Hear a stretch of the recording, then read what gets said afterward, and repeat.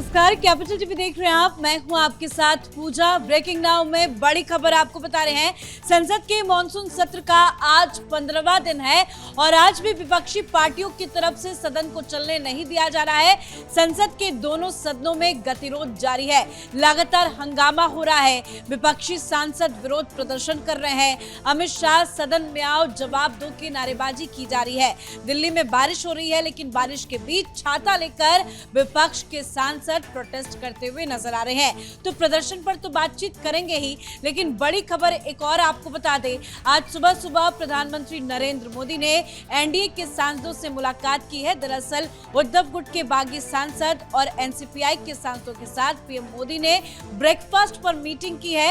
मंथन हुआ है कि आगे की रणनीति क्या की जाए और पीएम मोदी ने कहा है कि चिंता की जरूरत नहीं है, मैं आपके साथ हूं। तो क्या कुछ हुआ है ब्रेकफास्ट मीटिंग में, उसकी भी पूरी डिटेल्स आपको बताएंगे। तमाम खबरों पे अपडेट के साथ मेरे साथ जुड़े हुए हैं कैपिटल टीवी के editor in chief doctor Manish Kumar.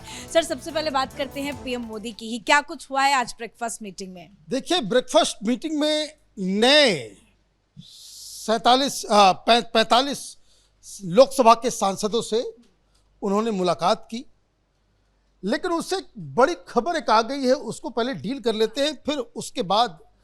क्योंकि संसद के अंदर आज सुखबीर बादल की मुलाकात हुई प्रधानमंत्री मोदी से। हाहाकार मचा हुआ है।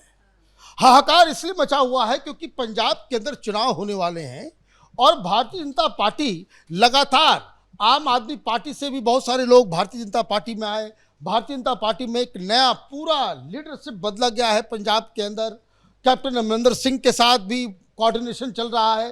कहने का मतलब ये है कि जो भारतीय जनता पार्टी अकेले पंजाब के चुनाव में मैदान में उतरने वाली थी, अचानक से इस मुलाकात से कई सारे जो है सवाल अब जो है वो खड़े हो गए हैं और एक इनविंसिबल अलायंस अकाली दल के साथ भारतीय जनता पार्टी का हो सकता है। ये खबर, ये संसद के अंदर हर आदमी ये जिक्र कर रहा है कि भाई सुखबीर बादल तो कोई सांसद नहीं है, वो स्पेशली आज पंजाब से आए और सीधे सीधे उन्होंने प्रधानमंत्री से मुलाकात की। लंबी मुलाकात थी और बिना कुछ बातचीत किए हुए फिर वो वापस चले गए। इसका मतलब बिल्कुल साफ है कि पंजाब में कोई बहुत बड़ा खेला हो गया है।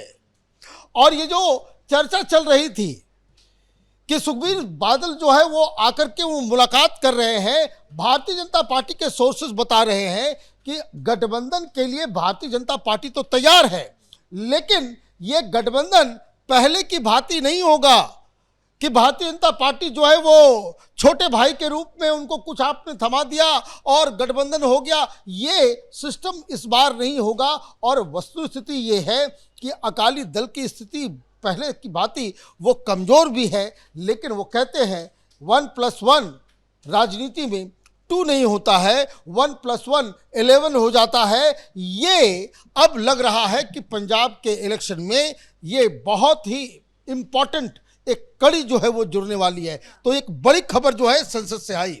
अब वापस आते हैं कि भाई आज फिर वही कहानी। कल आपने कहा कि राहुल गांधी से रिजिजू जी की बातचीत हुई और उन्होंने आश्वासन दिया था कि we will behave like a good boys, हम लोग जो है हल्ला हंगामा नहीं करेंगे। लेकिन फिर भी मैंने कहा था कि नहीं, ये हंगामा करेंगे।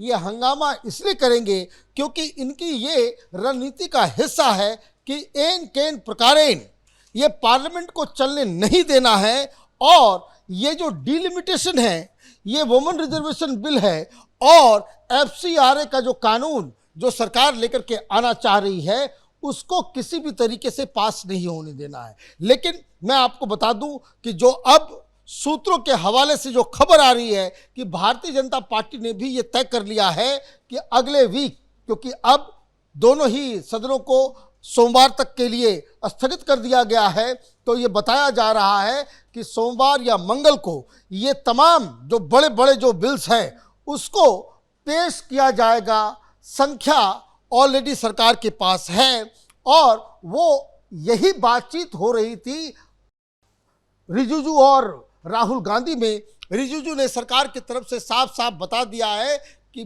आप अगर चर्चा करके बातचीत करके इस कानून को पास कराना चाहते हैं तो ठीक, और नहीं अगर हल्ला हंगामा करके करना है तो हम उसी तरीके से बिना डिस्कशन के जैसे बाकी बिल्स को हमने पास कराया है, फिर आप बाद में ये मत कहना कि आपको बोलने का जो है मौका नहीं दिया गया। तो ये एक बड़ी खबर आई, लेकिन आज फिर जैसे ही लोकसभा में मामला शुरू हुआ, ये अमित शाह कहाँ है, अमित शाह कहाँ है, तो रिजिजू ने आज बहुत तगड़ा जवाब दिया है। उसको जरा एक बार जो है राइट बिल्कुल, तो सुनाते हैं आपको कि आज किरण रिजिजू ने किस तरह से विपक्षी सांसदों को तगड़ा जवाब दिया है। होम मिनिस्टर अमित शाह वो इंसान है जिसका नाम सुन करके सारे आतंकवादी उग्रवादी कांप उठते हैं। जिस दिन यहाँ चर्चा शुरू होगी, गृह मंत्री अमित शाह का जब यहाँ जवाब होगा, आप लोग सुन नहीं पाएगा। आप लोग क्या होम मिनिस्टर का नाम लेते हो? नियम के तहत जिसका बिजनेस होता है उसी संबंधित मंत्री को सदन में आना होता है। आप यहाँ डिमांड डायरेक्शन नहीं कर सकते कौन से मंत्री आना है और किसको जवाब देना है, वो सरकार तय करता है और चेयर तय करता है। इसलिए आप लोग हाउस को डिस्टर्ब करने का, देश को गुमराह करने का ये नाटक बंद करना चाहिए। बिल्कुल सर, इस तरह का जवाब भी विपक्षी सांसदों को देना बहुत जरूरी था, क्योंकि बहुत प्यार से समझाने की कोशिश हो रही है। बार बार एनडीए के सांसदों से अपील की जा रही है कि प्लीज सदन को चलने दिया जाए। किरण रिजिजू ने 3 बार राहुल गांधी से बातचीत की, लेकिन ये तो मानने को तैयार ही नहीं है, और आज तीसरा हफ्ता था वो भी बेकार चला गया। अब देखिए, अब यही होगा ना। रिजिजू ने क्या कहा कि देखिए भाई, होम मिनिस्टर तो ऐसे आदमी है कि आ जाते हैं जहां वो खड़े हो जाते हैं, टेररिस्ट जो है वो थर थर कांपने लगते हैं।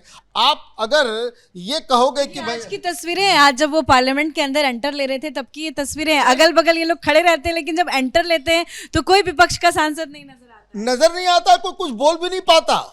अमित शाह से दुश्मनी कोई वैसे भी नहीं मोल ले सकता।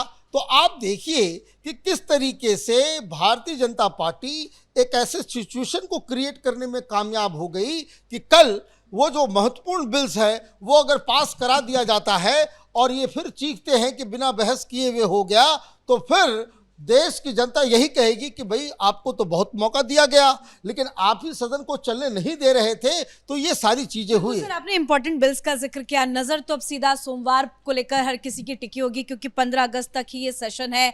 परिसीमन आपने बताया, डिलिमिटेशन के साथ वुमेन रिजर्वेशन बिल और एफसीआरए बिल। क्या है सरकार की रणनीति? और इस रणनीति के बीच में पीएम मोदी की ये जो एनसीपीआई के सांसदों के साथ मुलाकात हुई है, उद्धव ठाकरे के बागी सांसदों के साथ मुलाकात हुई है, इससे तो मोटिवेशन इन सांसदों का और ज्यादा बढ़ गया होगा, क्योंकि सबके बयान आ रहे हैं, सब बड़े खुश हैं पीएम मोदी के साथ ब्रेकफास्ट मीटिंग करके। भाई ब्रेकफास्ट करके जो लोग निकले वो तो ऐसा लग रहा है कि प्रधानमंत्री के औ में हैं। लोग कह रहे हैं कि भाई इतनी सहजता के साथ वो लोगों से मिलते हैं and he is so full of positive energy. आप देखिए हरभजन सिंह ने क्या कहा कि उनसे तो बहुत कुछ सीखने को मिला, बहुत सारी बातें उन्होंने कही, उनकी जो मुलाकात हुई। लेकिन आज जो मुलाकात हुई उसमें 45 सांसद थे जो फर्स्ट टाइमर, जो नए नए चुन के आए हैं और जो नए नए अभी एनडीए परिवार का हिस्सा बने हैं। अब ये लोग बाहर आए, उन्होंने कहा कि भाई किस तरह की बातचीत वो करते हैं, उनसे तो सीखने का बड़ा मौका मिला और उन्होंने बहुत सारी बातें बताई। सबको ये कहा कि देखिए ज़्यादा से ज़्यादा समय आपको देना चाहिए पार्लियामेंट के अंदर और दिल्ली के कुचक्र में मत फंसो।